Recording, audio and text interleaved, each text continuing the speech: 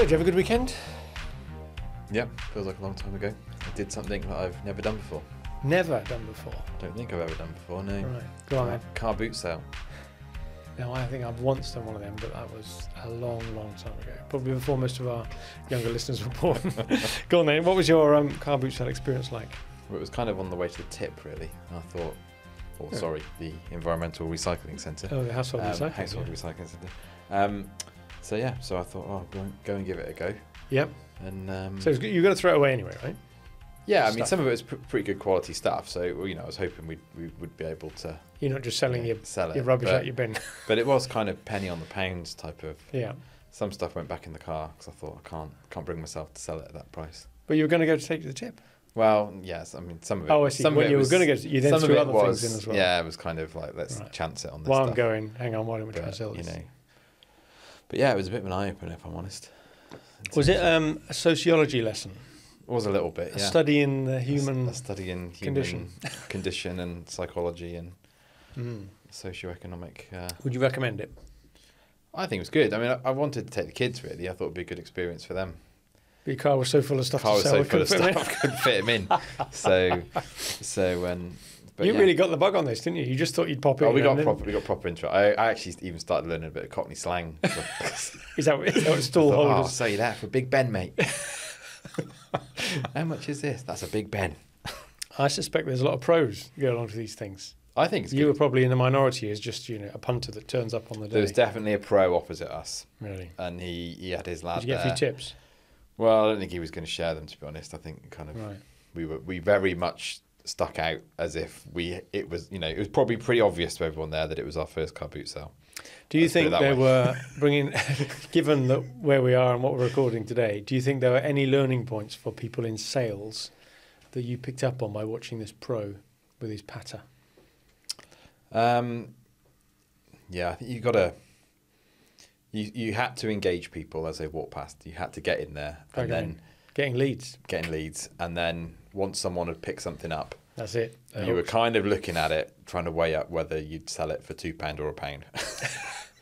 I see. So profiling his customers. And I was there with Mrs. Buckle, and we often there were numerous occasions where she'd be like £2, and I'd be like £3.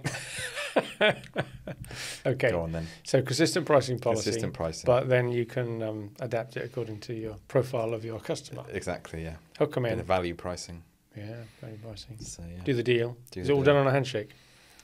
Well, not quite. Or you just hand the money over. Just hand the money over, and there you go. Right. I think there's an episode in the future here of live from the car boot. Hey, live stream from a car boot sale, showing sales techniques in action. £7 a pitch. There you go. Did you make any money? I think we made about 80 quid. And how much did you spend at the hot dog van? Didn't spend anything. We did have a Mackie D say on the way there. Oh, okay. I wonder if you spent your profits. And whilst I was in there, I was looking up what is car boot etiquette. You definitely went into this properly. I was prepared. So stay tuned, our dear listener, for our future episode on car boot etiquette. We'll give you jumper sales next. You could do a whole series. I could do a whole series, yeah. So. Brilliant. I think we should do a podcast.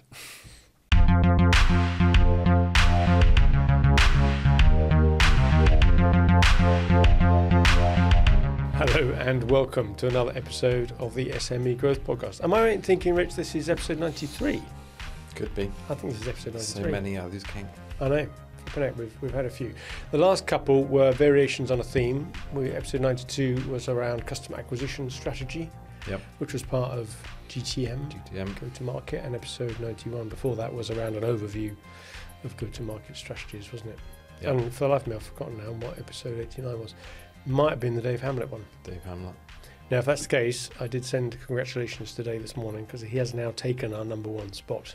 If you add up views across all platforms, many thousands of people.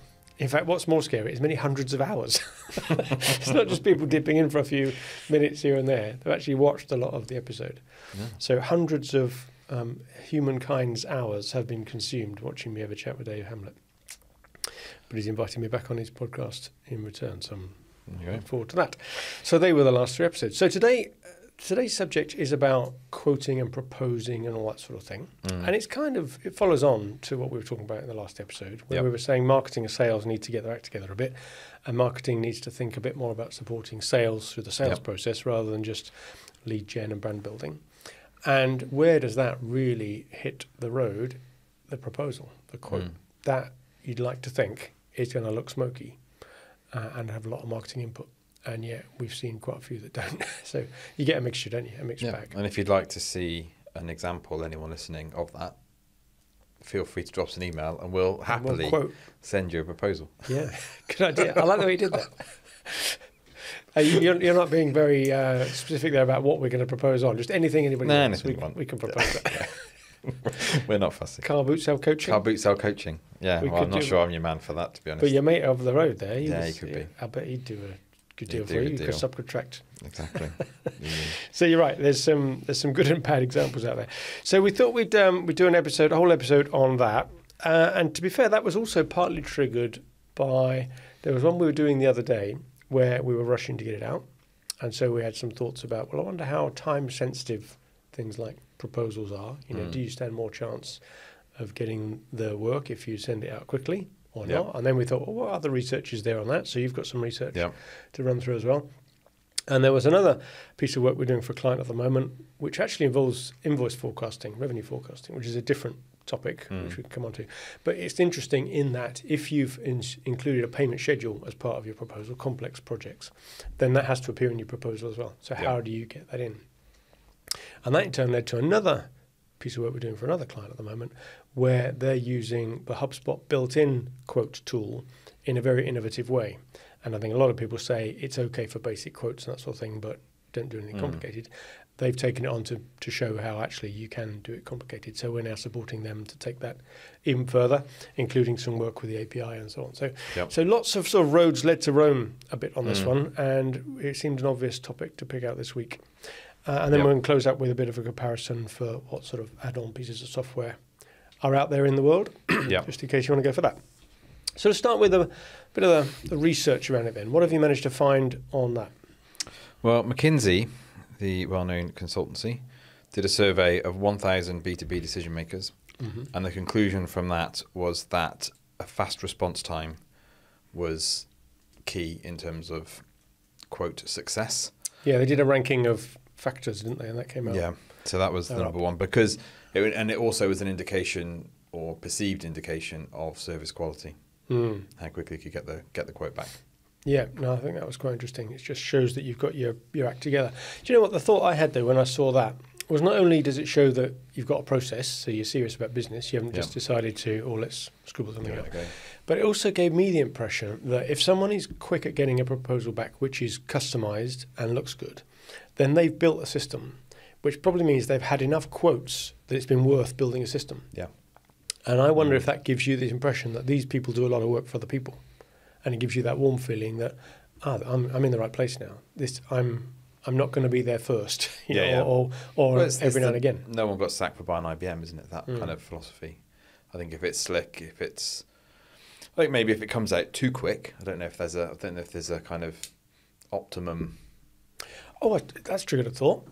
I had another example in the week of a discussion I was having which triggered this thought doing this. I'm currently going through, or have recently finished going through, the process of getting quotes for solar panels on the house. And I used 2 different companies to get it for. I will confess, if either of them are listening, that this was partly a mystery shopper exercise on behalf of one of the providers who was a client. But nevertheless, it was an interesting experience for me. And I would have probably gone for it. But the quotes were so different. And to your point there, one of them, he not only created while I was on the discovery call, but he wouldn't let me leave the call until I could confirm to him that I'd received it in my inbox. And I thought, wow, that is more than just, I'll send you the quote straight after this call. It may go into your spam. Can you just confirm? I'm sending it now, right? Have you got it yet? Have you got it yet? Have you got it yet? Oh, yeah, you got it. Right. I'll call you back tomorrow, type of thing. I thought, did that come across pushy? I thought, no, actually, I'm pleased that he's done that, because he's just closing the loop nicely. Let's start. See, that's completely. So we had someone come over to do solar panels for us, and he was not to install them, not to quote for it. Yeah. And I never even got the quote. No, right, okay. But he also said that he doesn't have solar panels at home. He just uses his coal fire. I think you're in the wrong line of work here, mate. You're not. Right. Yeah. So getting the quote back quickly, I think not only is like that example. But you said not too quickly, and that's where I was thinking maybe if you present it correctly and you describe why. Yeah, I think that example is quite. I just want to make sure you've received it. Yeah. Yeah. Okay. Great. And then you're probably going to have it open. Yeah. When you're. If you say I'm helping you here, I'm making sure you don't lose time. You haven't got a problem. I haven't got a problem.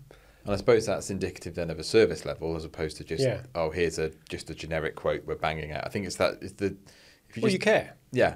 So you're talking them through it. So I think that's. And back to your point about experience as well. It shows that maybe that's gone wrong in the past and they've learned from it, fed it back, and sometimes this goes astray. Can I just check you've got it? Yeah. Okay. Quite a nice idea. So, and also, the McKinsey survey found that it was a differentiator in terms of competition, which I guess your story just plays right into that, right? Yeah. The actual quoting process. So they're probably supplying the same panels, the same battery. There's not a huge amount. A certain number of things. They're going to stick it on the roof the same way. And I certainly wasn't choosing based on which manufacturer of panels that supplier had chosen, because I don't know one of them from any other. And also, you were saying about the quotes when the one was very technical.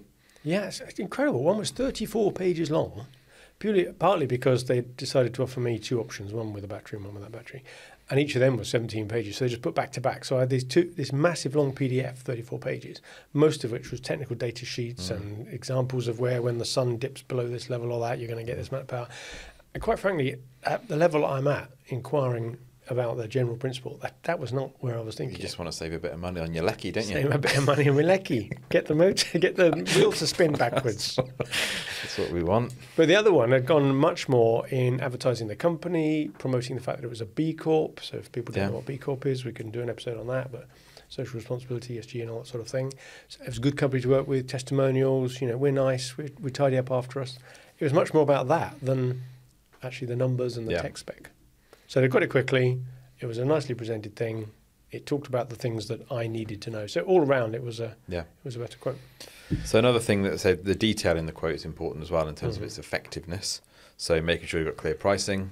So it's kind of probably obvious that you've got the product and the service kind of set out clearly as well. So a lot of this is around clarity, validity. How long does a quote last for?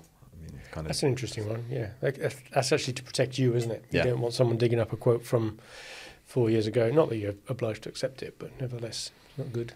And then the old FABs, features and benefits, bringing the benefits as well as to what... Yeah, not just a list of the features. So, a bit like an extension of the selling process. Yeah. But you mentioned there about clarity on price as well, and I think there's a middle ground to be had there. I don't think a lot of people want a breakdown, line by line of all the component parts and how it's made up. But neither do I think people like just the one number with no idea of what it's made up of, especially if people are looking for options and you've got a bit on options to come to. And but if you're thinking, well, I want to save a bit off this, could I take that bit out because I don't really need that or whatever? Yeah, I think there's another thing they came up with was expectation setting on price. Yeah. And I think this is probably, and maybe you should have gone through this as part of a BANT or a qualification process. Just spell out BANT for people who've not heard of it. Okay, you're going to test me.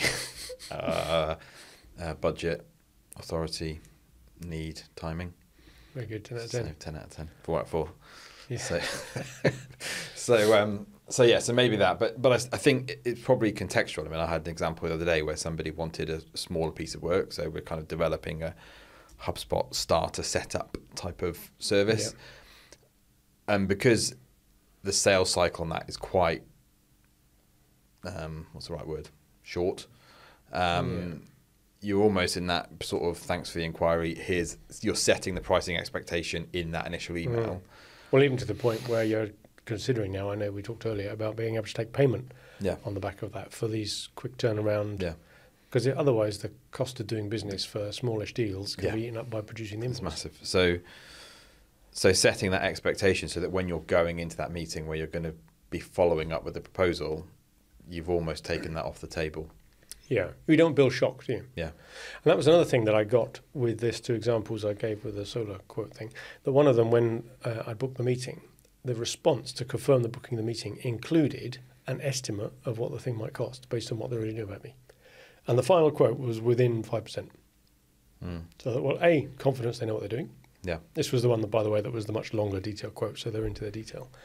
But it also probably wasted a lot of time for them in going through the whole discovery call meeting anyway, if I wasn't into spending 10 odd grand in a solar installation. You need to disqualify people quickly, don't you? Well, Back just to the B. it's raised, reminded me of something.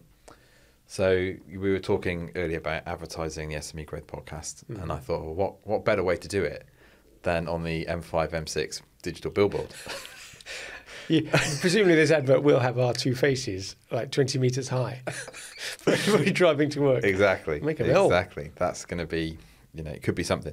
But I tried to get a quote, and with the caveat that it may have gone into my junk folder and I haven't seen it, I still haven't had a quote. So it was an automated thing. You fill a form in online? Fill a form in online. And no response? No response yet. Pretty poor, isn't it? So if you're listening, people who run the billboards on the M6, then dig it out. Maybe imagine if we caused an accident. Mass pile up. Yeah. People are staring. Look at those two attractive guys up there. Beautiful boys up there. Or are they saying, oh, I didn't know it was Halloween. That is scary.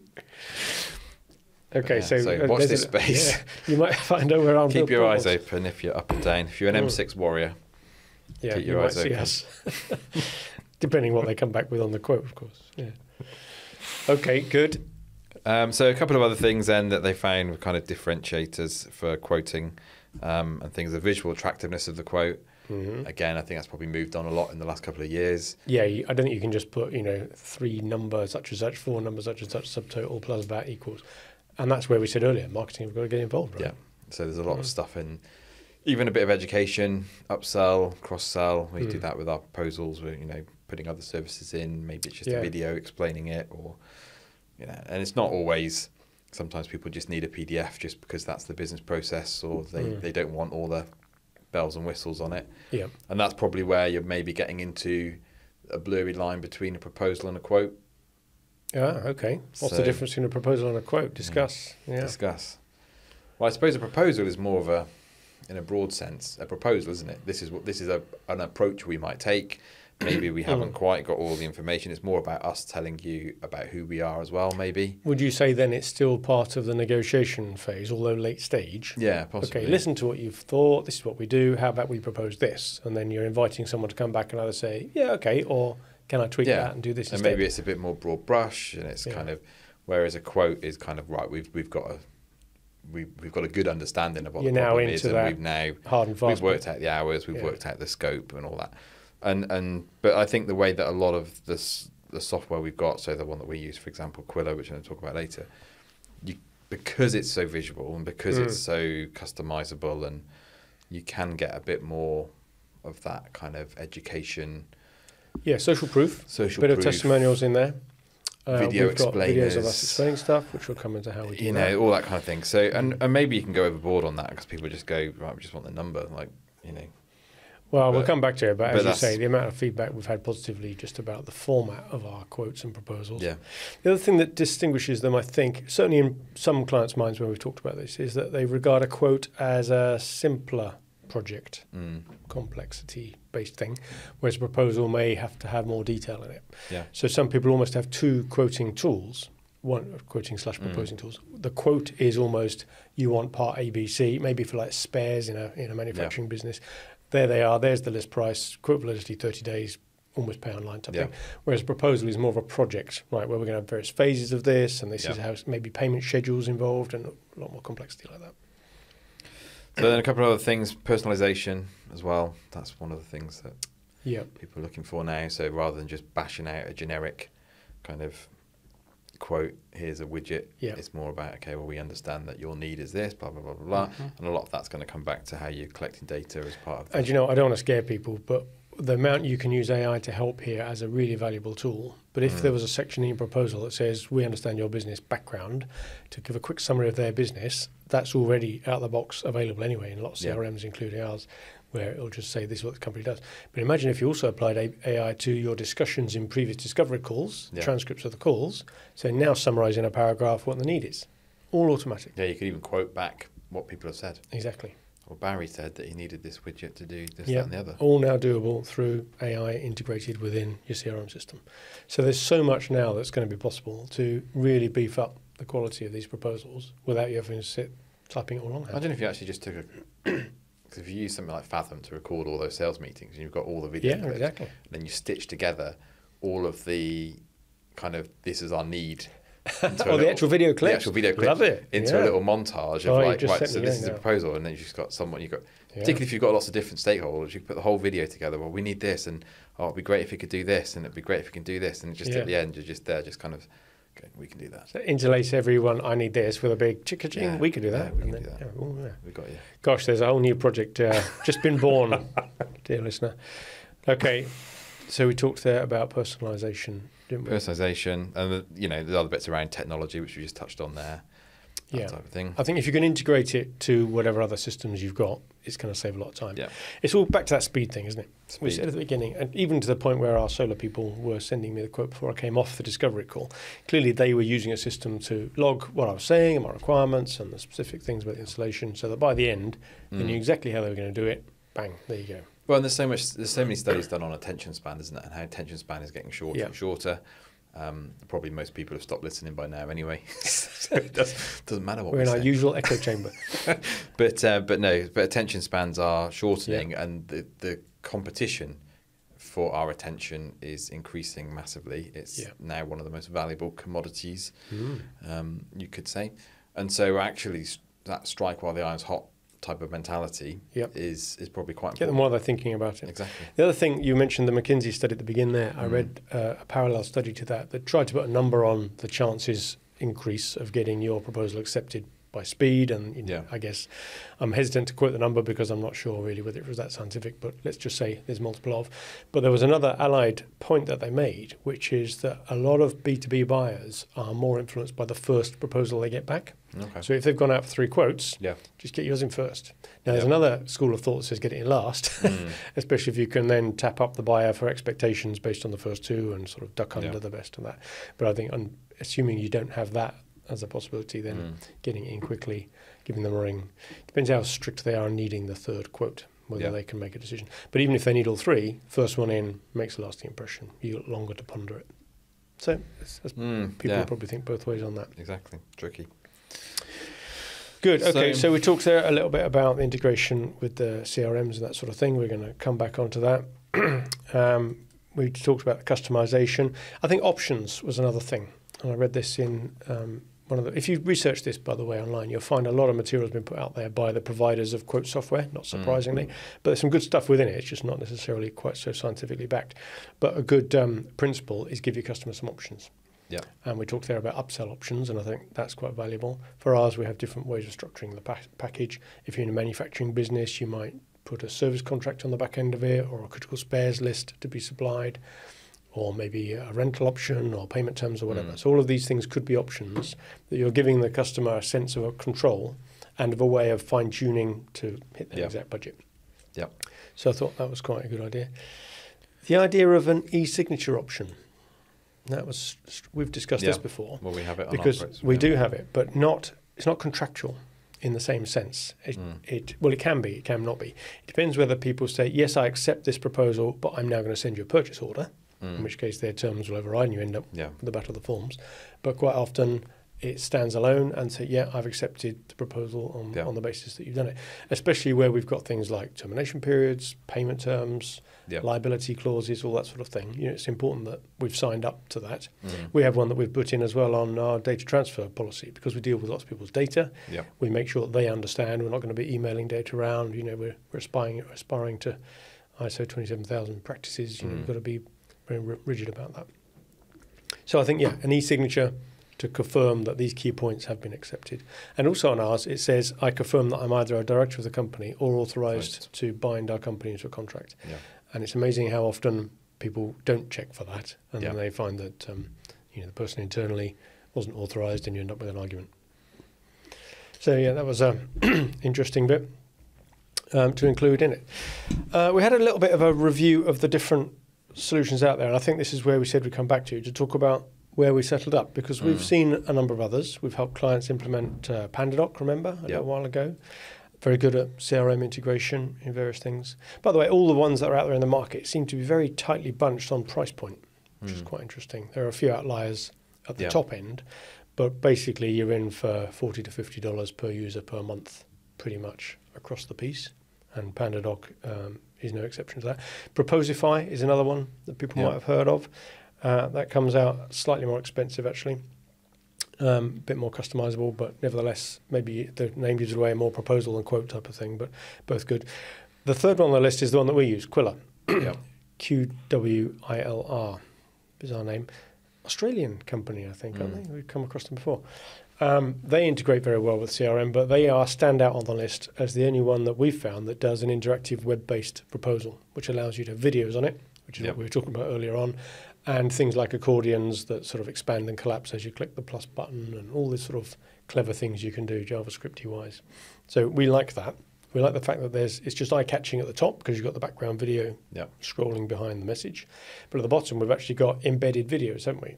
With you talking about as a way of trying to cross-sell or upsell or just provide some added value. With context. We've got the content, and so I thought, well, why not put it into the proposal? And even if people don't watch them, I think you get benefit from them being there. People know they could, and we've got it. We've done videos on describing how we do our thing, so that comes across very well. Or even episodes of this podcast we link to, if it's kind of a...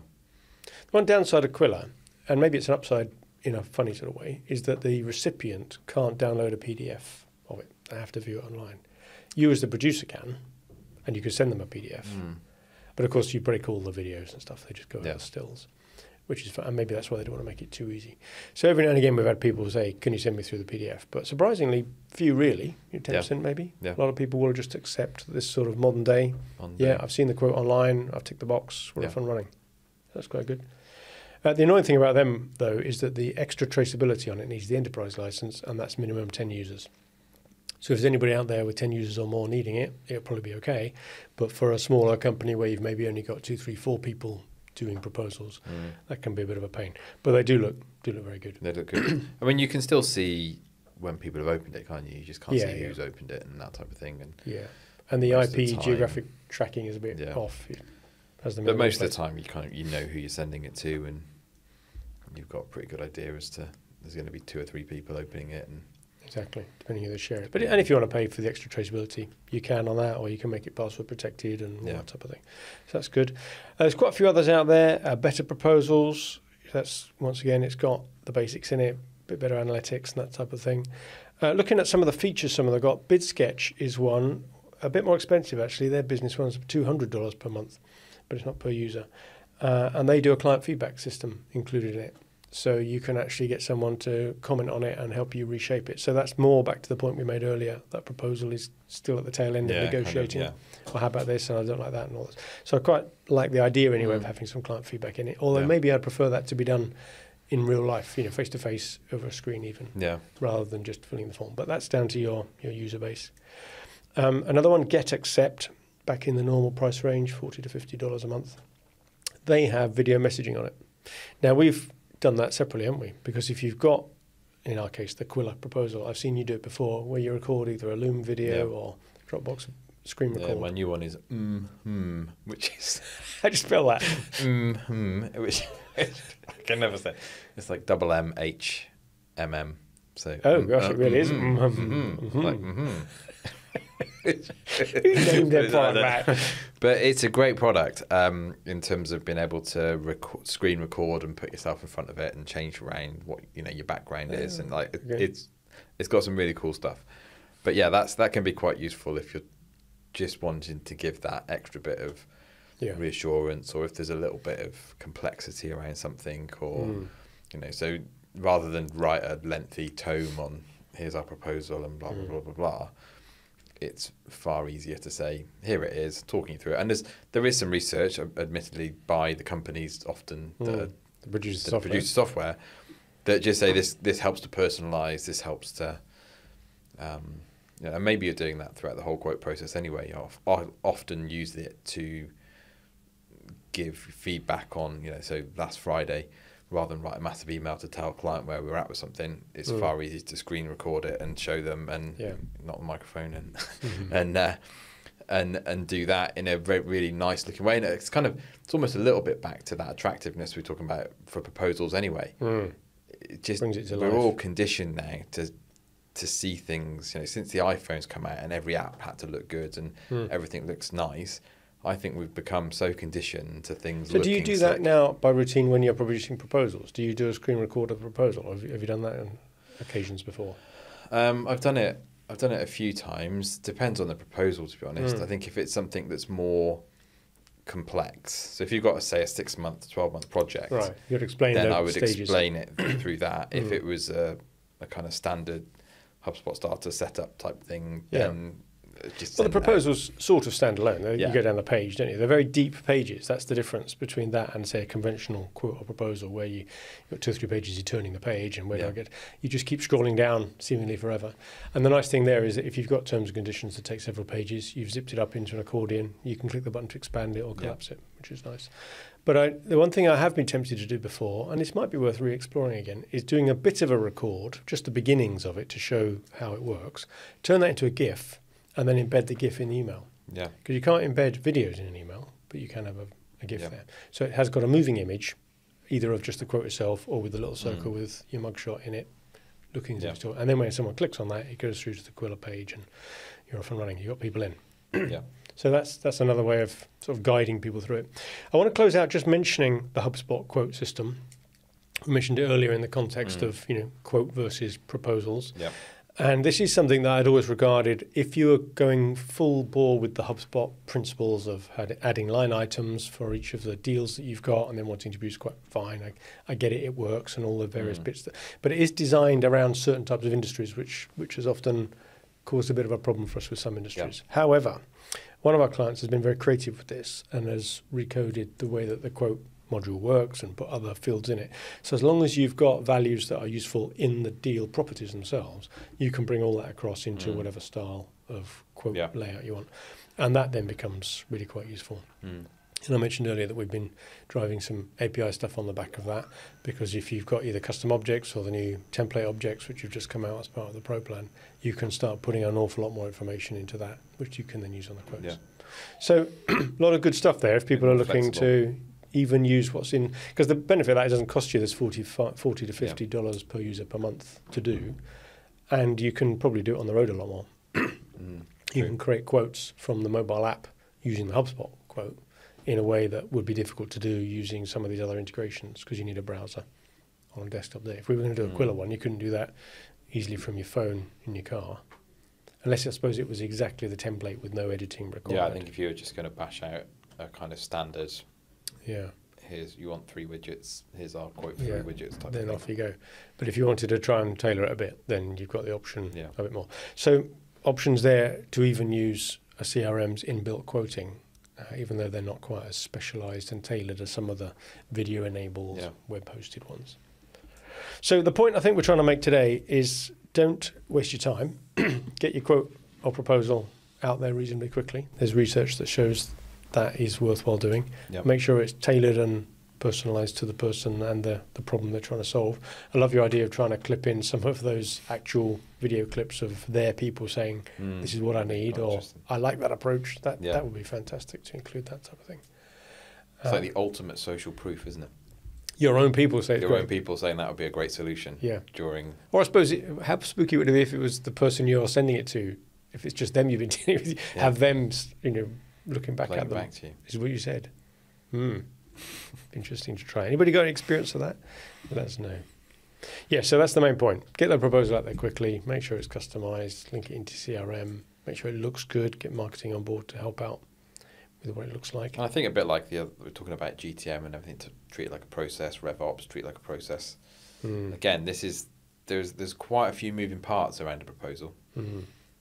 And rather than just let things go to chance, actually, it could be worth sitting back and thinking, well, how do we re-engineer this? How do we look at the technology that's available? How do we look at our whole process in terms of feeding into the final kind of, it's almost the summit, isn't it, of the journey, the sales journey, sending it off. So that's where you're hoping for the deal to be done, aren't you, in response to that? Should be your last communication before you have a yes. And you can ring the bell. Ding, ding, ding, ding. Got another one. We haven't got a bell. We should get a bell. Okay, thank you for that. Thanks for reviewing that and doing the research on that. And hopefully that's been interesting.